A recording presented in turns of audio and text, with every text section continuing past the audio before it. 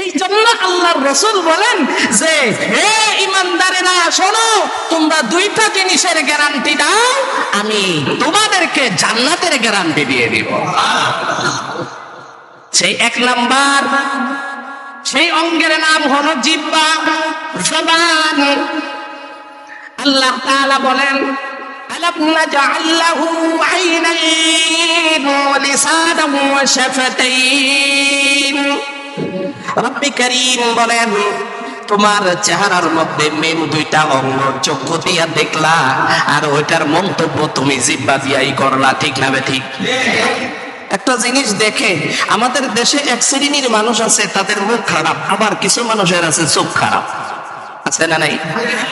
মুখ দিয়া যদি দেখা যদি কোন রকম তার প্রশংসা করছে তো ওই জিনিস ধ্বংস হয়ে যায়, আছে না নাই? আবার দেখবেন অনেক জায়গার মধ্যে যে চোখ দিয়ে দেখা মনে মনে একবার একটা কথা মন্তব্য করে দিছে, তো চোখের পাওয়ারেই ওই জিনিসটা নষ্ট হয়ে যায়, আছে না নাই? একটা হলো দুনিয়াবি আর একটা হলো আখিরাতের। দুনিয়াবি কেমন? কয় দুনিয়াবি যেমন আপনি একটা ভালো গাছ দেখছেন, আপনার ভিতরে হিংসায় ভরা, আপনি যাইতেছেন আর বলতেছেন আমি কত গাছ লাগাই, গাছ তো আমারটা হয় না, একটা কত সুন্দর হয়েছে, দেখতে কি ভালো লাগে, এই কি ভালো লাগে এর মধ্যেই শেষ। পরের দিন গিয়ে দেখে গাছ এটা ছোটা হয়ে পাতাগুলো আস্তে দুর্বল হয়ে পড়ে গেছে, গাছ এটা পুরোটা মরেই গেছে। ঠিক না ঠিক? তার মানে হলো তার চোখ খারাপ, ও চোখ দিয়ে দেখছে আর মন্তব্য করছে, কাম হয়ে গেছে। কিন্তু আবার এমন কিছু নজর আছে যেই নজরের হেফাজতে, কারণ ওই নজরের তো অনেক গুনাহ আছে, আছে না নাই?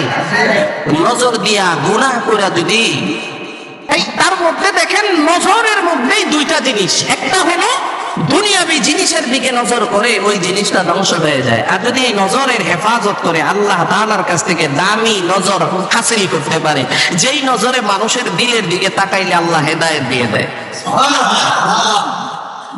যেই নজরে তাকাইলে আল্লাহ দিলে হেদায়েত দেয়। আবার যেই জবানে কথা বললে জবান থেকে মুক্ত জোরে তার কথায় শত শত মানুষ হেদায়েত পেয়ে যায়। ঠিক না ঠিক? তাহলে এটাই জবান। আজকে শুধু জবানের কথা বলতে বলতেই শেষ হতে পারে, আগামী সপ্তাহে আবার হয়তোবা দ্বিতীয় যে অঙ্গের কথা বলেছেন ওই অঙ্গের ব্যাপারে আলোচনা করতে পারবো ইনশাআল্লাহ।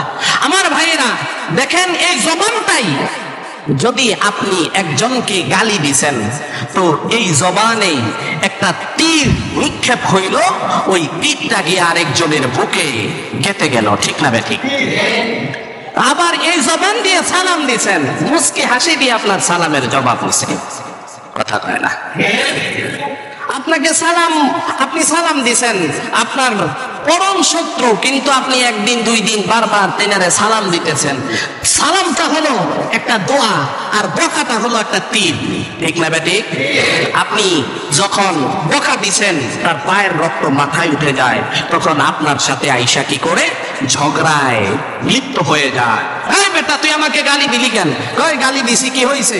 একজন আরেকজনের সাথে যদি তার ক্ষমতায় একটু ভালো র্যাঙ্কিং এ থাকে তাহলে বলবে বেটা তুই আমি কে চিনস, আমার বংশ কি, আমার অমুক কি, আমার তমুক কি, এখন ডাক দিলে 50 জন ফুরাফান বাইরে আইব, তোর গলা টলা সব ভেঙে ফেলাইব, এইরকম হুমকি দেওয়া যখন শুরু করে, তার চাইতে আবার বড় ক্ষমতাধর উনি অলরেডি ফোন দিয়া পোলাপান নিয়ে আইসা ওনারে মাইর ধরিয়ে হাত পা ভাঙিয়েই দেয়। ঠিক না বেটি? এটা কিসের কারণে বলেন? কথা বলেন। জবানের কারণে। তাহলে আল্লাহর রাসূল মেন পয়েন্ট বলেছেন। ঠিক না বেঠি?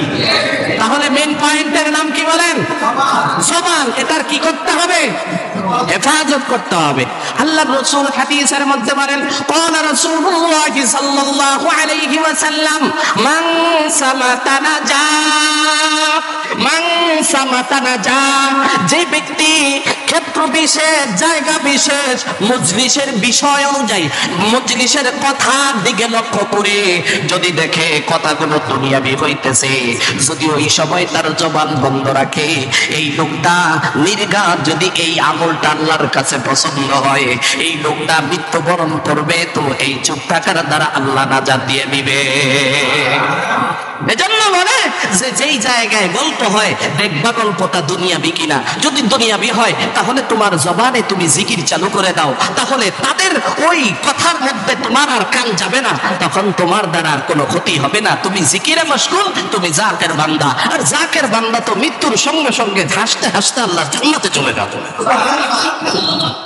এজন্য আল্লাহ তাআলা বলেন আল্লাযীনা ইয়াযকুরুনাল্লাহা কিয়ামান ওয়া কুউদান ওয়া আলা জুনুবিহিম ওয়া ইয়াতাফাক্কারুনা ফী খালকিস সামাওয়াতি ওয়াল আরদ। আল্লাহ তাআলা বলেন, হে ঈমানদারেরা, তোমরা বেশি সময় জিকির করো। কেমন জিকির করবা? কয় শোয়া অবস্থায়, বসা অবস্থায়।